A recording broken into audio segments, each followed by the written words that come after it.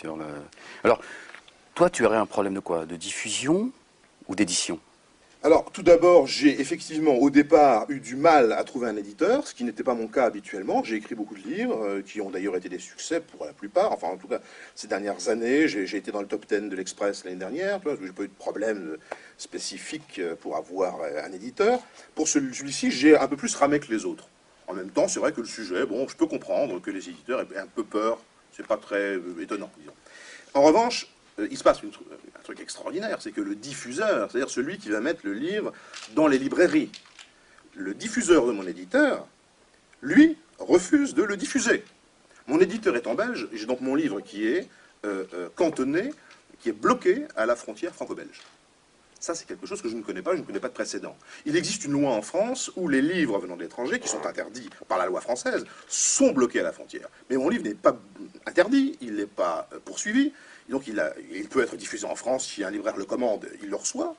S'il est légal, il n'a aucune diffamation, il n'y a rien du tout. Bon. Est-ce qu'ils ont pris connaissance de ton livre? Et donc, le problème de diffusion, je veux dire par là que c'est comme si un postier, parce que finalement, le diffuseur, c'est quoi? C'est quelqu'un qui transmet un livre. Il transmet le livre de l'éditeur au lecteur. C'est comme si un postier lisait une lettre, estimait que cette lettre avait un contenu qui ne lui correspondait pas, qui ne lui convenait pas, et refusait de la mettre dans une boîte aux lettres, ou de la donner au récipiendaire, à celui qui devait la recevoir. Voilà, c'est pareil. Ou c'est comme si tu vas à une station-service et le type te dit « Votre voiture me plaît pas, monsieur, le pompiste refuse de te mettre de l'essence. » Donc ça veut dire qu'en France, on peut pas se le procurer? Absolument pas, sauf dans deux librairies. Une a eu des soucis, l'autre l'a retiré. On peut uniquement l'avoir par Internet. Donc sur le site, je précise, osedire.com, ça me paraît important. Mais comment que ça se fait qu'en France... osedire.com. Mais comment ça se fait qu'en France, il n'y en a pas un qui le diffuse? Ça veut dire qu'ils parlent tous d'une même voix, finalement. Ça veut dire qu'ils ont les jetons. Tous. Pour parler clairement. Ouais, ils ont la trouille. Ils ont une trouille bleue. Ils ont une trouille bleue. Trouille de quoi? Je pense qu'ils ont, je ne sais pas, il faut leur demander, mais je ne peux pas le savoir, de la répression, pourquoi pas de la LDJ peut-être, pourquoi pas de l'État, de Sarkozy. Tu penses que Sarkozy aurait mis des pressions si ce livre... Non, je pense que Sarkozy n'a pas appelé le diffuseur pour lui dire « Dis donc mon gars, diffuse pas ce bouquin ». Je crois que c'était vraiment un... Est-ce qu'ils sont pas finalement... généralisé. On vit dans une dictature molle, on ne peut plus rien dire. Est-ce que finalement, si certains l'avaient mis en circulation, ça se trouve, il n'y aurait pas eu de problème? Mais d'ailleurs, on essaye de faire en sorte qu'ils soient en circulation. On essaye de trouver un diffuseur. J'en profite d'ailleurs que tu me donnes la parole pour dire s'il y a un diffuseur dans la salle, qu'il s'exprime, qu'il vienne vers nous, et on serait très intéressés. Il y en a quelques-uns avec lesquels on est en discussion en ce moment. C'est pas facile, c'est compliqué, on va dire. Voilà, c'est compliqué. Pour des raisons que j'ignore. Hein, je ne peux pas dire le fond, je ne peux pas savoir pourquoi ils ont peur, moi. Je le constate. Alors il y a, on va dire, trois raisons pour lesquelles ils peuvent avoir peur. C'est Sarkozy, Israël ou les Juifs. Pourquoi Sarkozy, Israël et les Juifs et pas simplement Sarkozy et Israël, par exemple? On connaît la politique pro-israélienne de Sarkozy, hein, qui se dit ami d'Israël. Bon, c'est ce qui est son droit. Mais on voit bien quand même qu'il a une politique pro-israélienne. Oui. Mais pourquoi Sarkozy, Israël et les Juifs? Pourquoi le Alors d'abord parce que je te dis, je m'inscris dans une tradition qui remonte à Aaron, et donc le titre me semblait aller de soi. Aussi parce que la communauté juive française est la troisième du monde. Ce n'est pas non plus n'importe quoi. Et je dirais troisième point, parce que les représentants de la communauté juive aujourd'hui, depuis quelques années, jouent tout de même sur la corde sensible en assimilant l'antisionisme à l'antisémitisme. Ça, c'est quelque chose qui remonte à la guerre des 6 jours, hein, 67, et ça a continué tranquillement. Dans les années 80, il y a eu une petite baisse grâce à Théo Klein, hein, qui était président du CRIF et qui se proclamait lui-même non-ambassadeur d'Israël en France, qui avait des petites voix discordantes dans la communauté juive, dans les représentants de la communauté juive. Hein. Et aujourd'hui, non. Depuis la seconde intifada de l'an 2000, tout anti-sioniste, stratégie mondiale du sionisme, hein, tout anti-sioniste doit être considéré comme un antisémite. Voilà. Et Sarkozy a rejoint ce courant. Je peux t'expliquer en un mot pourquoi. Sarkozy voulait être président de la République. Il avait le choix entre deux options, soit piquer les voix du centre, ce qu'on fait habituellement, soit piquer les voix de l'extrême droite, Le Pen. Bon, on lui a conseillé, notamment un journaliste de LCI qui s'appelle Patrick Buisson, à qui d'ailleurs j'ai donné mon livre, en main propre, il lui a conseillé de prendre les voix de Le Pen. Seulement prendre les voix de Le Pen, c'était un gros risque. C'était être qualifié de raciste par les grands médias. C'est ce qui est arrivé à Le Pen et au Front National. Or, à partir du moment où tu proclames ami d'Israël, et où tu te proclames, non pas sioniste, mais pro-israélien, tout simplement, partisan d'une solidarité indéfectible à l'État hébreu, comme on dit, comme s'il y avait encore des Hébreux depuis Moïse, eh bien, à partir de ce moment-là, tu es considéré comme quelqu'un de fréquentable. Tu peux te présenter aux élections, tu as le droit de dire, eh bien, je vais carchériser les banlieues. Les grands médias vont s'écraser. Parce que les grands médias sont terrorisés par les représentants de la communauté juive, par le CRIF.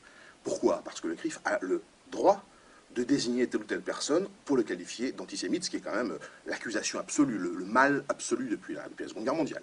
Donc quand tu es pris par ce mal-là, quand tu es atteint par cette accusation, tu t'effondres sur tes propres contreforts. Et ta vie sociale, ta vie professionnelle est cuite. Alors l'homme politique, qu'est-ce qu'il peut faire? Rien. En revanche, si tu es soutenu par ce courant, si ce courant te dédouane, tu as l'immunité. Et donc, pour quelle raison il a pu parler de carchérisation des banlieues? Eh ben, c'est parce que dans le même temps, tu avais l'UPJF, l'Union des professionnels et patrons juifs de France, qui faisait de Sarkozy l'homme politique de l'année 2006.